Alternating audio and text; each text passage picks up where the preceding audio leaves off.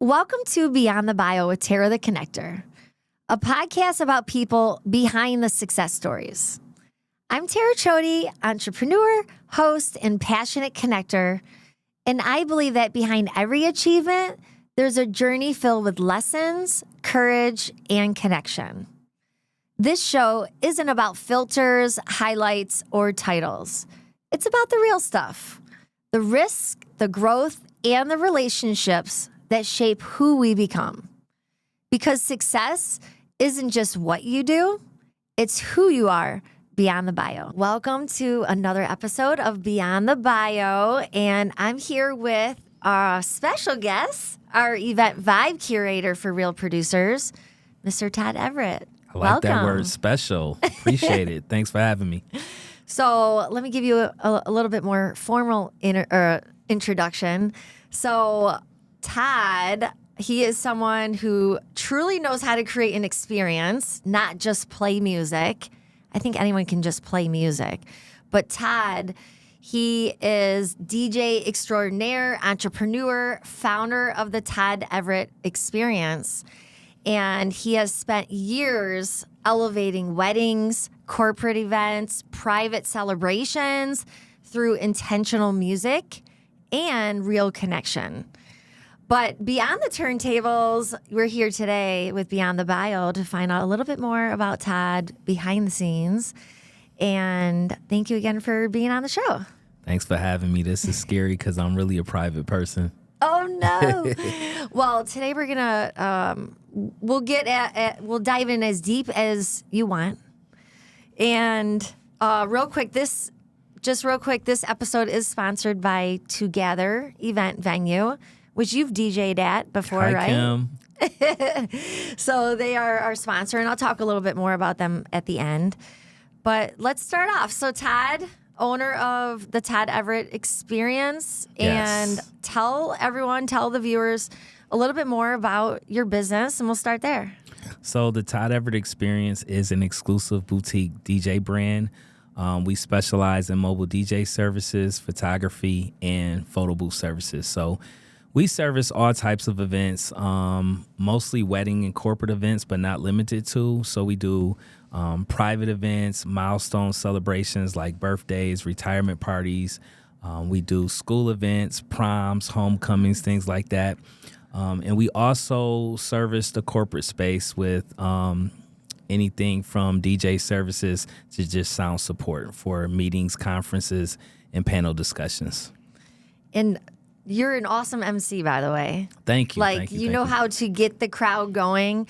When you watch your social media and, watch you live, you really see how you capture the audience, which I don't think everyone does. So how did you even, learn to do that? That has to be I don't know if it's a trained skill or just who you are, but did you have any, how did you even get into doing that? Well, that's kind of funny because I wasn't always like that. I think it was through growth, through a job experience I had. So before I started my company, I worked for Quicken Loans. Okay. And I was a trainer, hybrid. I was a trainer and a coach. I coached team members on phone skills.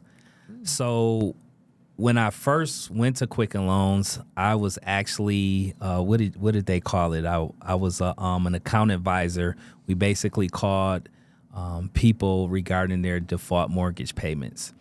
So I had experience in the in that world, just dealing with automotive, also credit default.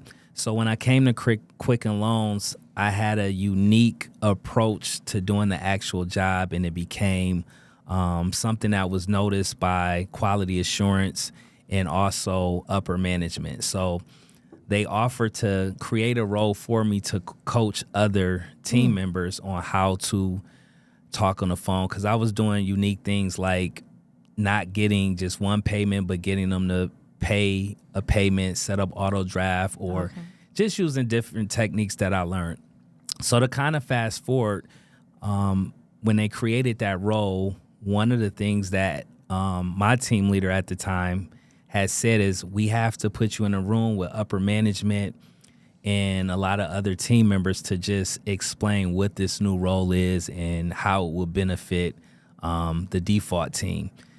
So he said, you got to get in this room and talk and tell them what you do. And I was like, no way. I was completely shy, stage fright. It just wasn't my avenue, Really? right? So what we did is we got in a conference room a couple of times and we just kind of role play how this meeting would go. And he said, well, I want you to go home. I want you to look in the mirror and rehearse this and this. And, it was just a lot of anxiety. I actually thought about calling off on that day, but I didn't. And, I just said, F that. I'm just going to go in there and be me. So went into the meeting. I said, listen, some of you know me, some of you may not. My name is Todd, and I'm this. And that was pretty much it. So when the meeting was over, as I was getting on the elevator, a lot of upper management came to me and was like, man, you really know how to command a room. And I was like, do I? You know what I mean? So as I got comfortable in that position as a coach, they were getting so much feedback. People were just saying like the information that I was given, the techniques were very useful. They put me in a training mode. So I began training large classrooms of individuals that were new to the company going into this default account. I forgot what it's called. Account, whatever, position. Role. Yeah, position. And then they were getting feedback like he knows how to put the information or give the information in a way to where it resonates with us. Because I would just use real life examples to kind of teach them the different phone skills. So that's kind of where it begun. And when I started my company, the Todd Everett Experience, which is a whole other story, I thought about all of the pain points that people have with like weddings and corporate events, right? Most DJs, they're like a mannequin, they're press and play, and that's it. So I said, well, how can I make people have an experience to where they'll go home and tell their spouse or their best friend or their children about the event? And I'm like, I have to learn how to control the room by utilizing MC skills. Yeah. So tell me a little bit about how you do things different compared to other people in your industry. I mean, like, you have a team of people, right? Yes. Yeah. So when you meet with someone, it's more than just, what I'm trying to get at is sometimes people say, well, I only have this much to spend on a DJ. Yeah. But like, you are creating this experience. So what sets you apart from other people? That's a good question. I think the first thing is that connection, right? Yeah. So let's just utilize weddings because I do a lot of weddings. Yeah. So weddings, I have to meet the couple. When I first started, it was a more like, hey, you call in, you ask for a price, I give you the price, I show up, right? But I screen my clients. You know what I mean? I feel with weddings, I take a different look at it. A lot of people look at like, well, this bride deserves to have the wedding that of her lifetime, right?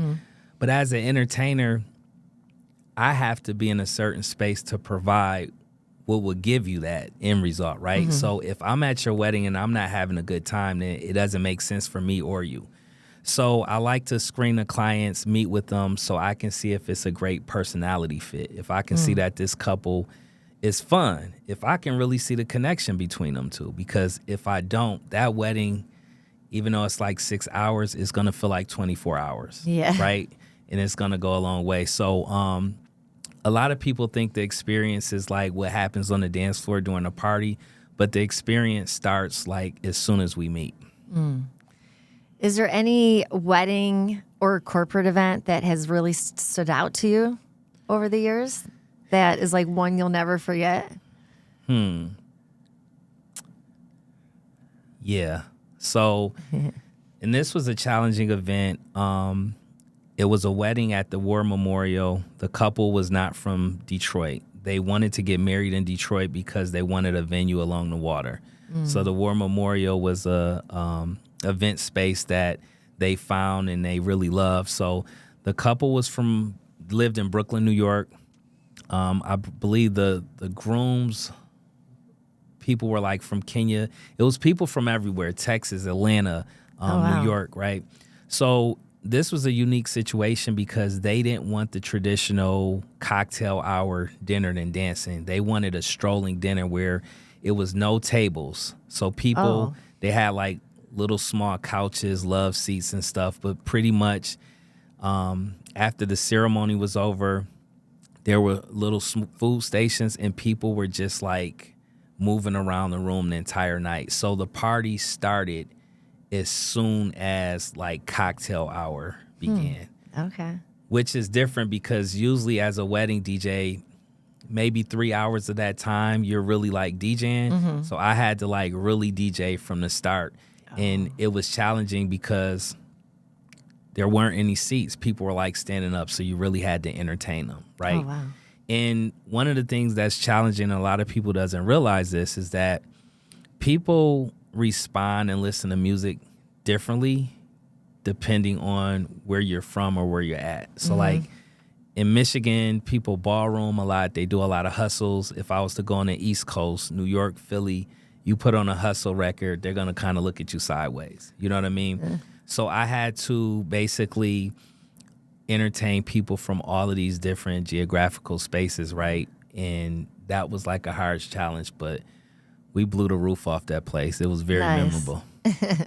Well, and I see all your reviews, and actually just, I think yesterday, you had people posting, you had a post out about just live testimonials from people at your events. So that, check out Todd on social media for sure, because there's a lot of positive stuff out there about you.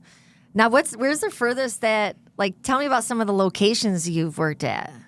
So, I've been a little bit of everywhere. I've been to Atlanta, North Carolina, Canada, New York, Chicago, Indiana, Okay. Wow. Traverse City. So we pretty much go anywhere. Sometimes the challenge might be there's extra costs that are incurred for us to travel. So sometimes But that's it's worth not, it. Yeah, but sometimes that's not always in couple's budget. You know what I mean? That's true. So it can be difficult. Sometimes I might get the calls, but we might not connect on the event getting done by me. So if you talk to a client and you're not available, do you have other connections across the U.S. that you recommend business to? Yeah, so I have friends and a network of other DJs. Okay.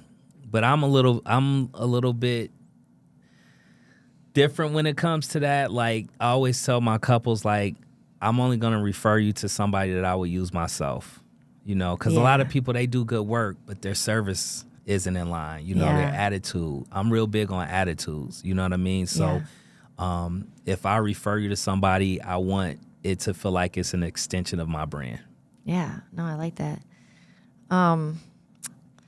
So speaking of traveling places, you're not actually from Michigan, are you? I'm originally from Buffalo, New York. Yeah, so tell the viewers a little bit about how you ended up getting to Detroit area. So after high school, I wasn't always the Todd Everett that you see. So I got away just to kind of, I guess, hit a reset button on my life. So I ended up coming to Michigan because it was the closest place that I had family. And I didn't intend on staying here long, but I ended up going to Eastern Michigan University, studying business and communication. And then I went to Specs Howard for video and radio broadcasting. Oh, nice. And after that, I started working. It was the time of the recession, like 2005, 2006. And I was afraid to move at that time. I wanted to go to North Carolina, but I just was a little afraid to move. So I ended up staying here, which was a good thing, right? Yeah. Because here I am. And I don't think you're leaving anytime soon, right? Because you have a couple kids too, right? Yeah, So- to be determined, Yeah. Share a little I don't bit. know how long I'll be here, but Oh, well, can you share a little bit about your boys? yeah. So I have two sons. My oldest son, he's kind of the backstory behind me starting the DJ business. His Okay. name is Braylon. His DJ name is the Prince of Harlem, which I named him as a baby just because he had so much personality and style. He just had like a New York Harlem boy swag, so I called him the Prince of Harlem. He's the youngest DJ on my team. He is 11. He will be 12 next month in April. And then my youngest son, his name is Todd Jr. We call him Bryson. His mom wanted to name him Bryson, so that's his nickname, but his real name is Todd Jr. He doesn't want to have anything to do with music. That's so cute. So your 11-year-old son, he just recently DJ'd somewhere, right? Yeah, he DJ'd the cocktail hour for the ILEA Shine Awards. ILEA is the International Live Events Association. I'm a board member, and he had the privilege and honor of DJing the cocktail hour for the Shine Awards event. Yeah, that's awesome. Get him working young. It was. And the cool thing about it is, like I said earlier, I was shy and stage fright as an adult, so imagine how I was as a kid, and for him to be courageous enough to partake in that event around a bunch of event professionals that he doesn't know, never seen. He's the only kid there. It takes a lot. So I was very excited and proud for him at the same time. I wanted to shed a tear, but I couldn't do that in front of all those people. So people can actually request your son to be their DJ at an event? Yes, so he does events. He's been doing events probably for 2 years now. So he does school events, kids parties, things like that. So if you want to check him out, he is on Instagram at _Prince of Harlem. Awesome. Now I've seen a lot of your TikToks and social media videos with records. Tell me about your love for records and record stores. Yeah, so my love for records started when I was young. So I come from a musical family. My mom used to sing in gospel groups. My sister, she used to travel and sing in gospel groups. She sung backup for Michael Bolton at one point. And when I was young, my mom used to make me keep her records. And then my older brother, back then, it was a thing like in your living room to display all of your records and stuff like that. I would go to my uncle's house, and he was a bachelor. He had records all over the floor, right? And there was this record, Eric B. and Rakim Paid in Full, that came out in 1987, I believe. And I was just fascinated by the album cover. And my brother had it in the living room against the entertainment center, and it was like all of this money in the background on the cover, and the guy had like a gold rope on with this nice Gucci outfit, and I was like, what is that? And I became obsessed with the cover art. So that kind of started it, and I started buying records with my own money at like the age of 8. Wow. So I was like the only kid walking through the neighborhood, walking through the projects with a Fisher Price record player. Everybody else had like footballs, Transformers, He-Man, you know what I mean? And I was walking with this cream-colored Fisher Price record player. So that's where it all began. So how many records do you think you have in your collection? I think I have, I have no clue. I have thousands. Like, I have like shelving with nothing but records. I have like totes with just full of records. I actually don't know how many records I have. It's a lot. And you're still buying records? Bought some yesterday. Where do you go to buy records? All over. Or where have you been? So I've been to Chicago, Indianapolis, Dallas, New York, Philly, Toronto. I go to Toronto a lot for records, and I also go to New York a lot for records. Those are kind of like my two favorite places. But Dallas has some of the largest, in Dallas? warehouse full of, Wow. some of the places there. So what are your favorite like genres of music? My favorite genres, I'm a 90s, diehard 90s fanatic. I love 90s R&B and hip hop. That's my favorite. And then outside of that, I like soul, funk music, and jazz. Oh, nice. Do you have a favorite artist specifically? To listen to or to buy? To listen to? You know what? I do have a favorite, but more so when I was younger, like Nas, AZ, those were like my favorite. Eric B. and Rakim, DJ Quick, that's one of my favorite producers. Terry Lewis and Jimmy Jam, those are another set of producers. They're responsible for like a lot of the Janet Jackson, the SOS band, stuff like that. So those are like some of my all-time favorites.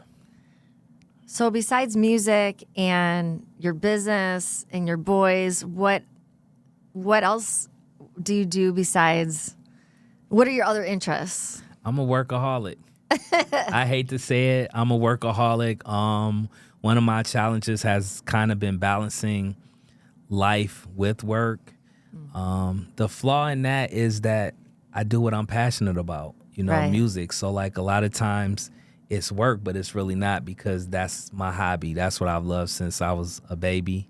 So that's kind of like a challenge. I used to like collecting sneakers. I kind of grew out of that when I became a dad.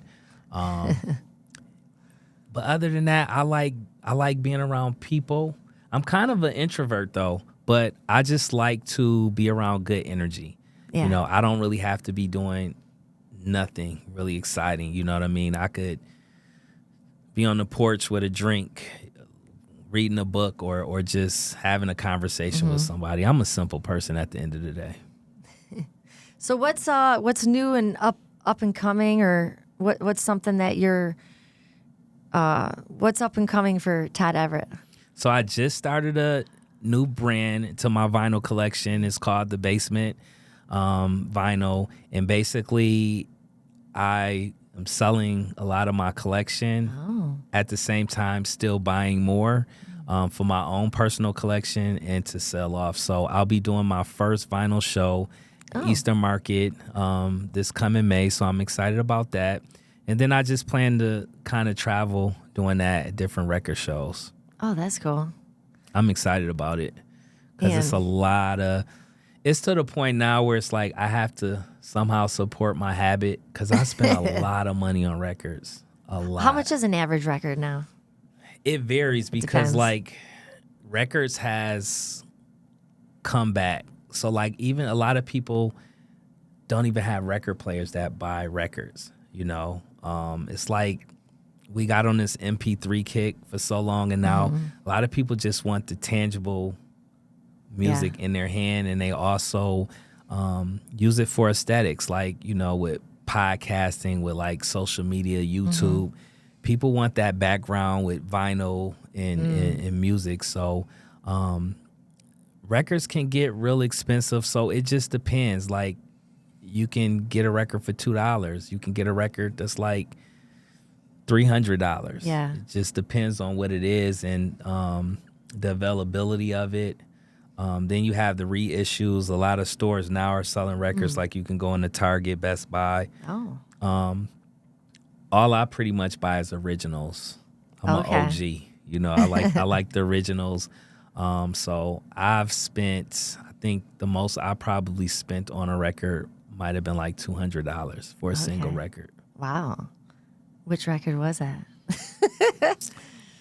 Well, I tell you this much. I just bought an original Snoop Dogg Doggy Style record for $100. Oh, nice. And then after the fact, I was like, why did I shouldn't have bought that for $100. But, it's worth it. It's a good album. You know what I mean? Yeah. Now, I always feel like you have a great sense of style. Like Appreciate whenever I that. see you, and you either are promoting something on a hat or a shirt. So what are some of your favorite brands to wear? Oh, that's a good question. Believe it or not, I'm not a label whore. I shop at Old Navy a lot. A lot of my stuff is Old Navy. Okay. This hoodie I got on, this is my best friend's brand, Black Borges, out of Brooklyn, Brooklyn, New York. And if I have friends or something, I'll wear their brands to kind of support them. But honestly, I don't really splurge on clothes like I used to. I go to Old Navy a lot. Most of my clothes I have are from Old Navy. Now the shoes, I do like my shoes now. So There you go. Shoes out wherever. If it's fresh, the colors are good, I'll buy it. Nice. Yeah. Well, I do often see you promote either your own brand, which that's how you build a brand in a business, is if people don't know what you do, you're not, then they don't, when they do need someone to be at a wedding or a celebration or event, they need to know what you do. Yeah. So that's important with what I do, right? Visibility. yes. So one of the cool things is when I went to Specs Howard, the class that I was in was the first class where Specs Howard transitioned from analog to digital. Oh. So I had the opportunity to learn Photoshop, Final Cut Pro. I entered at WJLB and also Fox 2. So what I did was I would buy books. I would go home, stay up late hours teaching myself Photoshop, which then went into Adobe Illustrator. And then I was learning Final Cut Pro in school, and then I took that to like Adobe Premiere.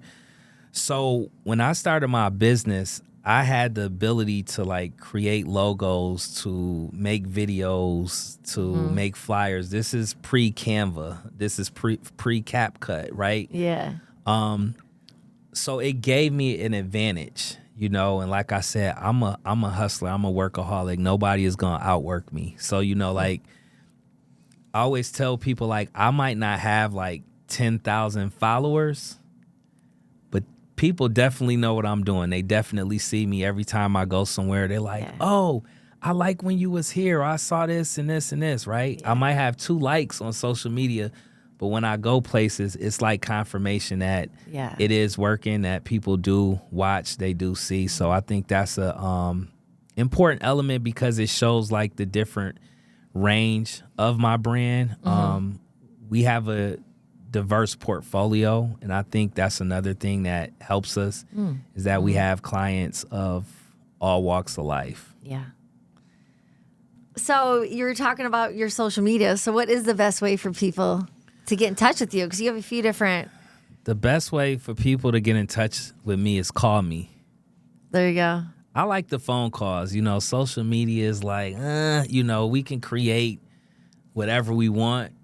We can create that illusion with social media. Pick up the phone, give me a call. I like to have a conversation. But if you want to do social media, you can find me at ITS Todd Everett, at It's Todd Everett on all social media platforms.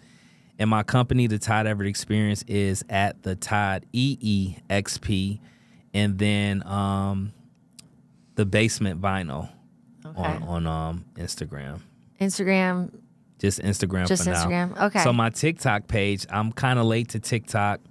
I don't really like social media. I only do it for the business. Like I said, I'm a private person. But my personal TikTok page has kind of turned into the Basement Vinyl just because all I post is like stuff about records. Yeah. And I get a lot of engagement through that. So that's fulfilling. And what's your phone number for those listening?